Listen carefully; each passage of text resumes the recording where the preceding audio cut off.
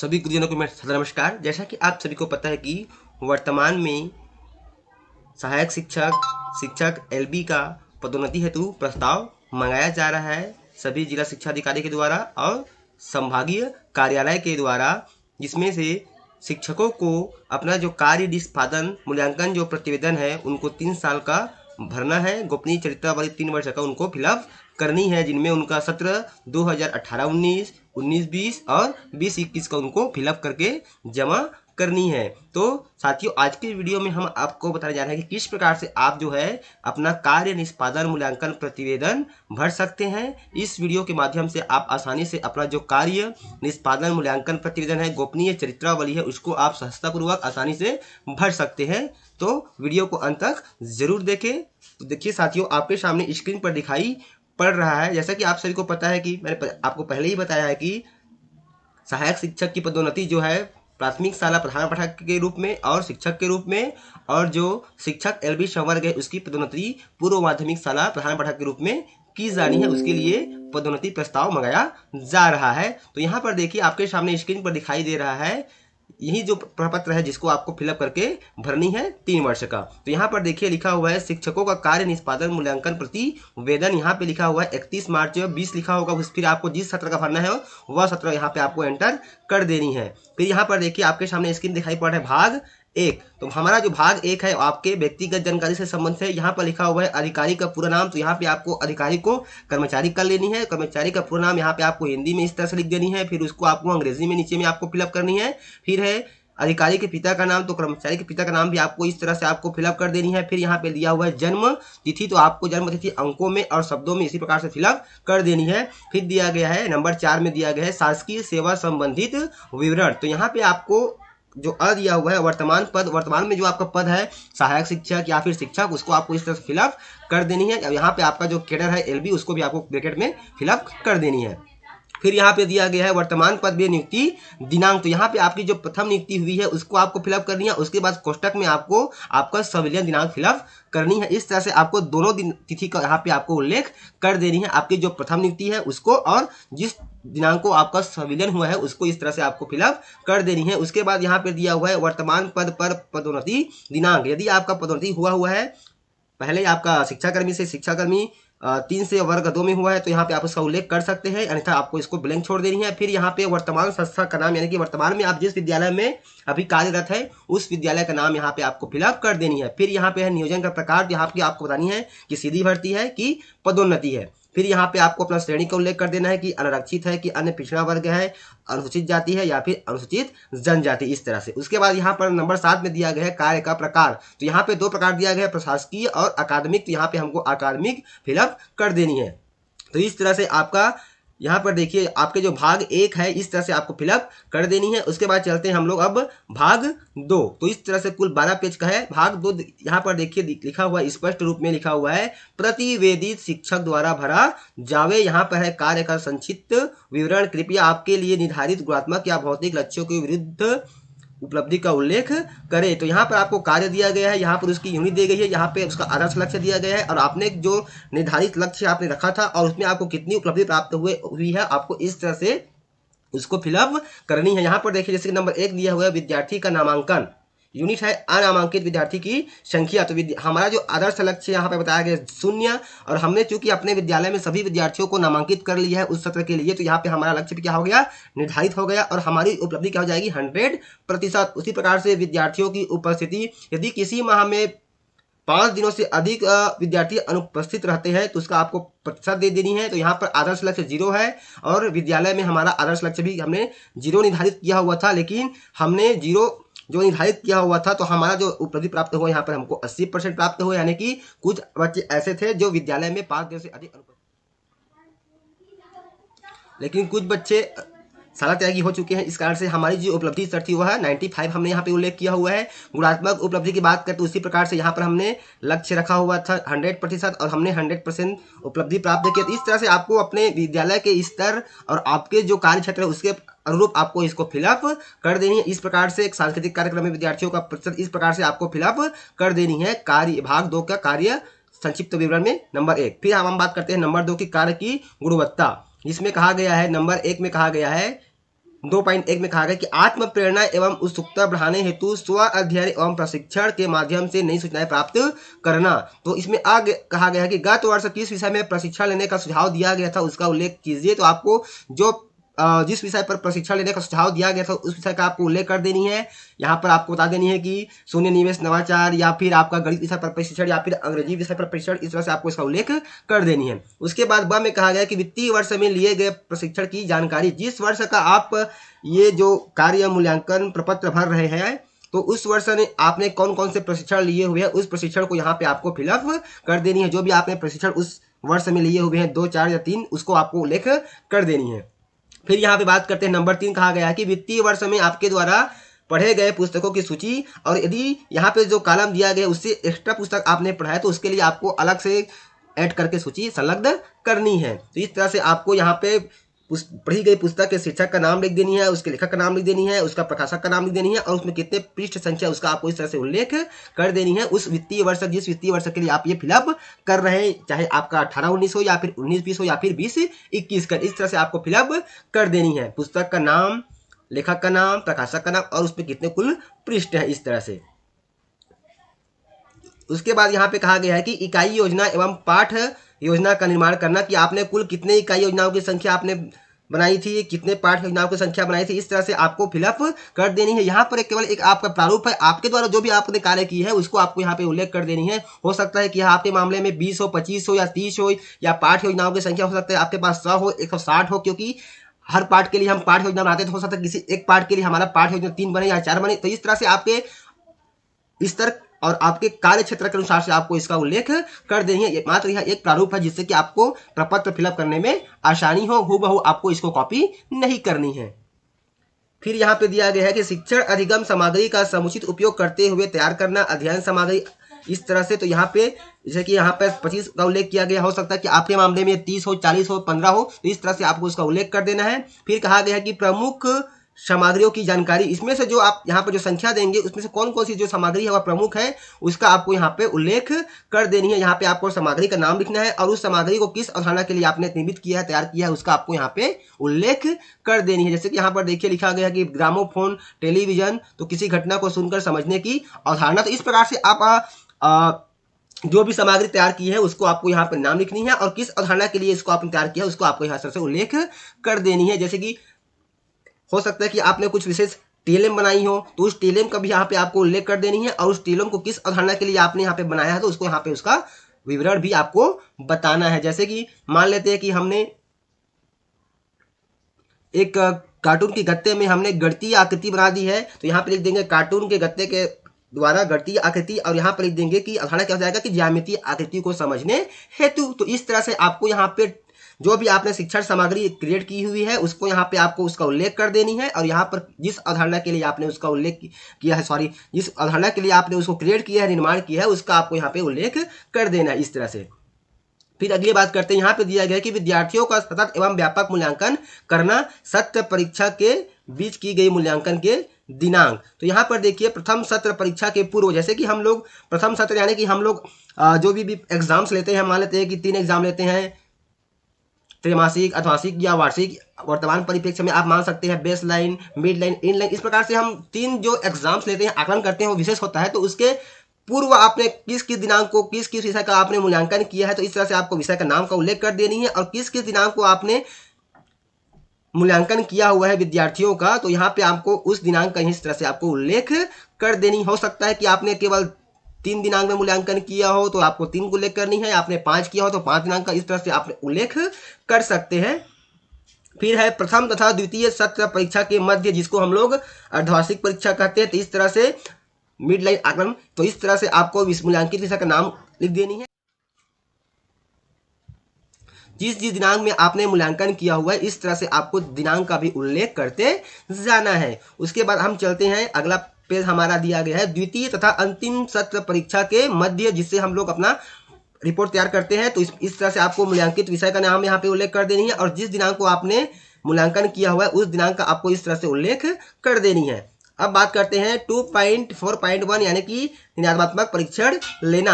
आपने निर्णयात्मक परीक्षा ली गई दिनांक और कितने बच्चों की ली है, इस तरह से आपको विषय का नाम लिख देनी है, किस दिनांक को आपने निर्णात्मक परीक्षा ली है और कितने बच्चों की संख्या थी उसमें, इस तरह से आपको उसका उल्लेख करते हुए फिलअप कर देनी है।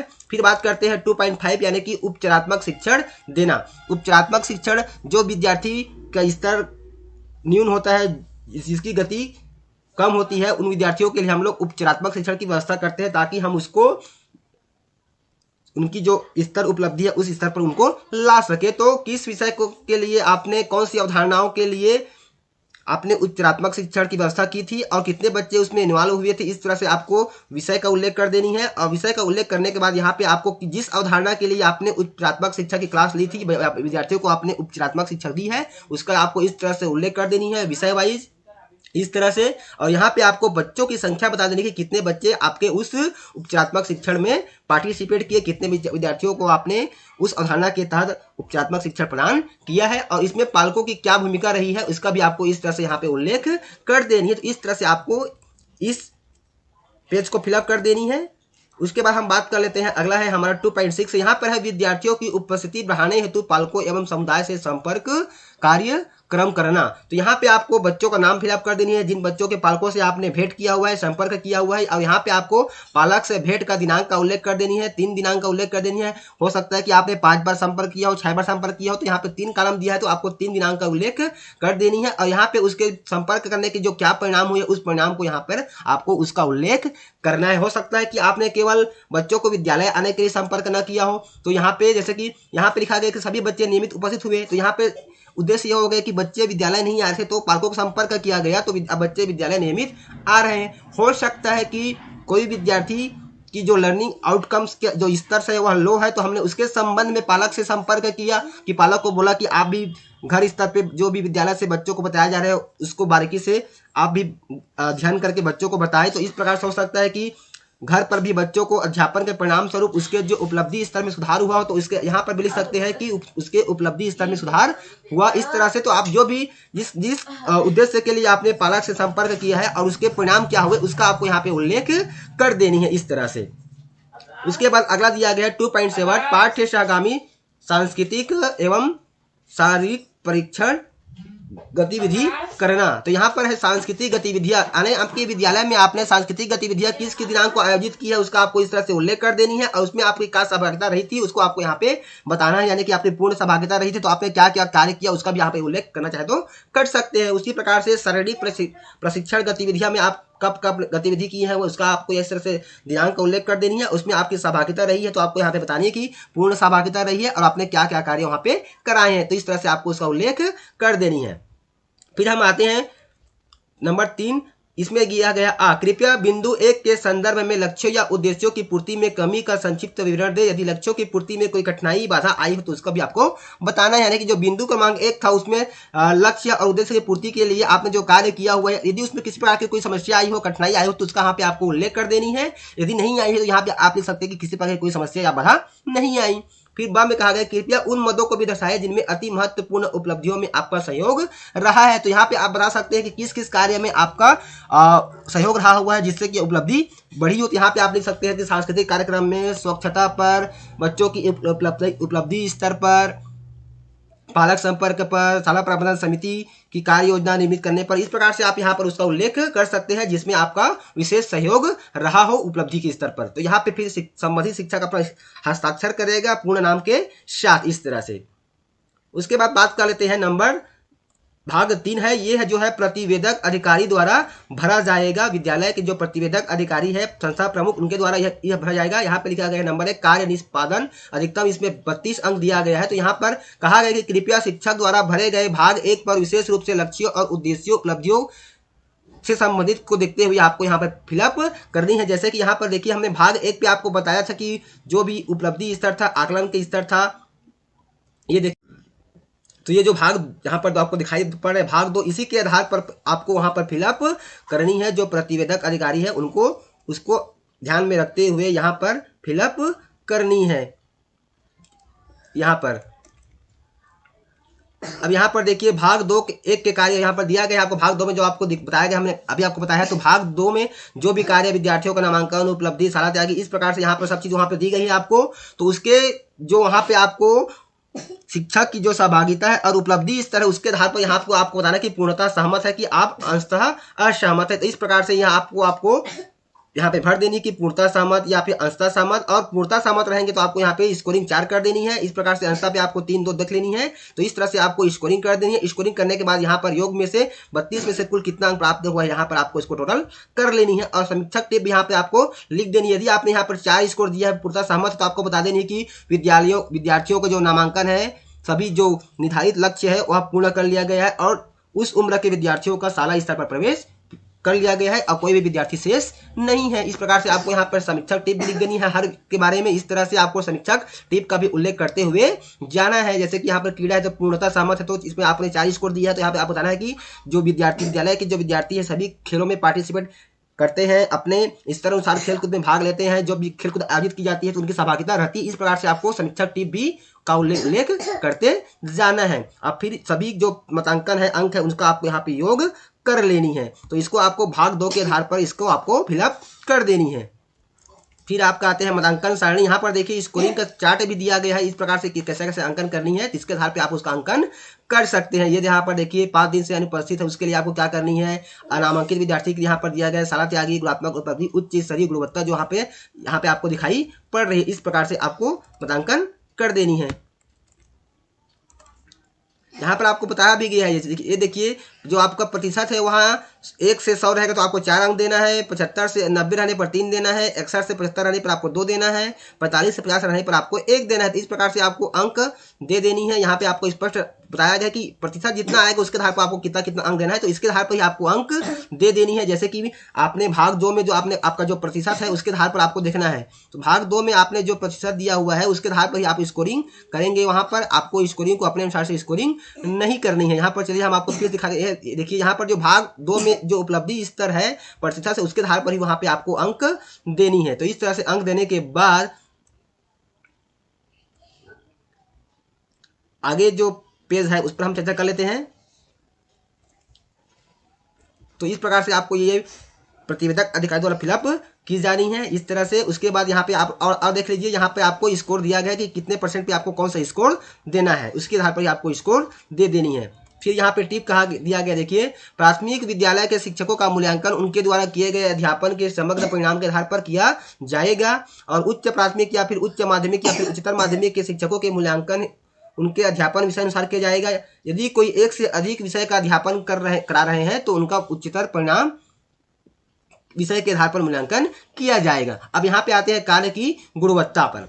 कृपया शिक्षक द्वारा किए गए कार्य गुणवत्ता स्तर और कार्यक्रम के उद्देश्य पूर्ति में यदि कोई बाधाएं आई हो तो इसका आपको उल्लेख कर देनी है। जो भी बाधाएं आई हो आपके गुणवत्ता स्तर और कार्यक्रम के उद्देश्य की पूर्ति के लिए जो आपने लक्ष्य रखा हुआ था उसको आपको पूर्ति करने में कोई इसी प्रकार की कोई समस्या आई हो, बाधा आई हो, तो आपको यहाँ पर उसका उल्लेख कर देनी है। अब आते हैं कार्य क्षेत्र का ज्ञान। इस पर भी कुल 32 अंक है। तो यहाँ पर ज्ञान क्षेत्र दिया गया है और इसमें आपको उसके अंकन आपको बतानी है। यहाँ पर अंकन दे दिया गया है, ये देखिए अंकन सारणी उत्कृष्ट है तो 4 अंक, बहुत अच्छा है तो 3 अंक, अच्छा है 2 अंक, औसत है तो 1 अंक और औसत से कम है तो 0 अंक। इस प्रकार से आपको उल्लेख करते जाना है। यहाँ पर ज्ञान क्षेत्र का क्षेत्र दिया गया है, इसको आपको पढ़ना है और पढ़ने के बाद जो प्रतिवेदक अधिकारी है शिक्षक के स्तर और उनके जो लक्ष्य उपलब्धि के आधार पर यहाँ पे आप उसको अंकन करनी है कि आपको उत्कृष्ट करनी है कि औसत करनी है कि बहुत अच्छा करना है। इस तरह से आपको उसका अंकन कर देनी है। फिर उसको अंकन को आपको इस तरह से योग कर लेनी है।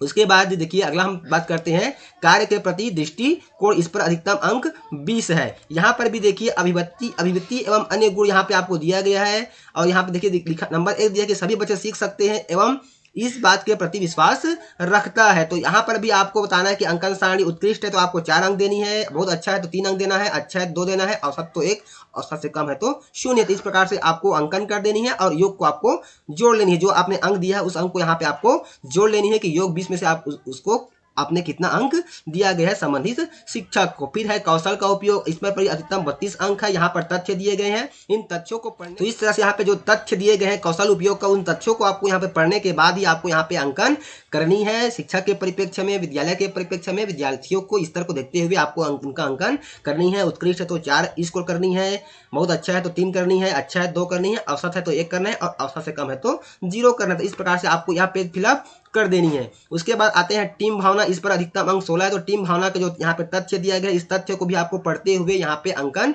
करनी है। जैसे कि यहाँ पर नंबर 4 दिया है कि दूसरे के विचारों की सहारा करता है एवं सद्भावना से सलाह लेने की योग्यता का रखता है। तो इस प्रकार से उत्कृष्ट है तो आपको 4 देना है, अच्छा है तो 3, अच्छा है तो 3, और बहुत अच्छा होने पर 3, अच्छा पर 2, औसत पर 1 और औसत से कम है तो 0। इस प्रकार से आपको स्कोरिंग देनी है और स्कोरिंग देने के बाद इसके यहाँ पर आपको टोटल कर लेनी है। फिर समग्र मूल्यांकन पर यहाँ पर दिया गया है कि शिक्षक के व्यावसायिक लक्ष्य निर्धारण, क्षमताओं के विकास, अतिरिक्त दक्षताएं एवं महत्वपूर्ण अर्जित उपलब्धि के संबंध में यहाँ पे जो प्रतिवेदक अधिकारी है वे अपना अभिमत यहाँ पर उल्लेख करेंगे कम से कम 50 शब्दों में। और जिन विषयों एवं ज्ञान कौशल विधि तथा अभिव्यक्ति में बदलाव हेतु प्रशिक्षण एवं अन्य अध्ययन आवश्यक है उनका भी यहाँ पे उल्लेख कर देनी है कि किन किस में आपको प्रशिक्षण और अध्ययन की आवश्यकता है, आपको यहाँ पे उपलब्ध उनका उल्लेख कर देनी। हो सकता है कि लीडरशिप में हो या फिर मैनेजमेंट पे हो या फिर विषय अध्यापन के प्रति हो, अंग्रेजी चाहे फिर हिंदी, जो भी भाषा है उसका आपको इस तरह से उल्लेख कर देनी है जिनमें आपको प्रशिक्षण या अध्ययन की आवश्यकता है उनको, जिस शिक्षक का यहाँ पर प्रतिवेदन भरा जा रहा है कार्य निष्पादन। उसके बाद यहाँ पर देखते हैं अंतिम मूल्यांकन हेतु सूत्र। यहाँ पे भाग 3 क्रमांक 1 में कार्य निष्पादन का 32 में से प्राप्तांक का तिगुना करना है। मान लेते हैं कि देखिए भाग जो 3 है जहाँ पर आपको शुरुआत में अंकन करनी है, यहाँ पे देखिए हम आपको बता रहे हैं, लेकर चलते हैं। यहाँ पर जितना भी स्कोर आएगा उसका आपको 3 गुना वहाँ पे कर देनी है। 25, जैसे इसमें 25 आया है तो हमने 25 गुणित 3 किया। यहाँ पर देखिए प्राप्तांक गुणित 3 लिखा हुआ है भाग 3 के क्रमांक 1 के अनुसार, तो यहाँ पे 25 प्राप्त हुआ तो 25 गुणित 3 क्या हो गया, 25 दिया 75। फिर भाग 3 का जो क्रमांक 2 है कार्य क्षेत्र का ज्ञान 32 अंक, और क्रमांक 3 है कार्य के प्रति दृष्टिकोण में 20 अंक, और क्रमांक 4 है कौशल उपयोग का 32 अंक, और क्रमांक 5 है टीम भावना में 16 अंक, कुल हो गया 100। तो 100 में से कितना अंक प्राप्त हुआ, यहाँ पर देखिए ये जो आपने अंकन किया हुआ है इन सबको टोटल कर देनी है। यहाँ पर देखिए ये सब अंक को आपको टोटल कर देनी है, तो कितना प्राप्त हुआ उसको यहाँ पे आप उल्लेख कर देना है। इनके मामले में 100 है तो हमने यहाँ पे 100 कर दिया। उसके बाद यहाँ पे उसका आपको प्रतिशत निकालनी है, तो मूल्यांकन हेतु सूत्र क्या है, 1 + 2 बटा 196, यानी कि ये 1 हो गया तो यहाँ पे जितना आएगा वो, और भाग 2 ये हो गया आपका 0.2, तो इन दोनों को जोड़ देनी है। इस प्रकार से कितना हो गया 175 बटा 196 गुणित 100। तो इस प्रकार से 175 बटा 196 गुणित 100 करने पर कितना आ गया 89.28%। तो यहाँ पे आप लिख सकते हैं अंतिम प्राप्तांक में कितना हो गया 175, शब्दों लिख देंगे 175 और प्रतिशत कितना आ गया 89.28। तो इस प्रकार से आपको अंतिम प्रतिशत निकालनी है, अंतिम प्राप्तांक निकाल देनी है। यहाँ पर देखिए भाग 1, 2 और 3 इस प्रकार से। तो भाग 2 में पॉइंट